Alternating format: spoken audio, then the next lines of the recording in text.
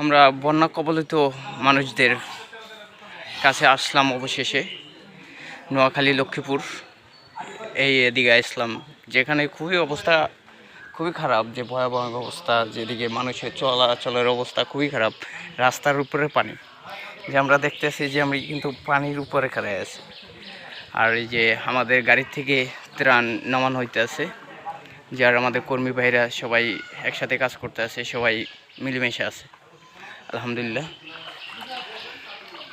তো আশা করি সবাই এই যে বালা মুসিবত থেকে সবাই একদিন হয়তোবা, কিছুদিন হয়তোবা একটু কষ্ট হইবে, বেশি দিন লাগবে না, সপ্তাহখানেকের ভিতরে ইনশাল্লাহ সবাই ঠিক হয়ে যাবে।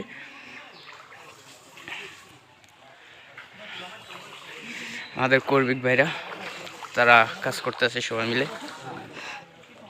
এই যে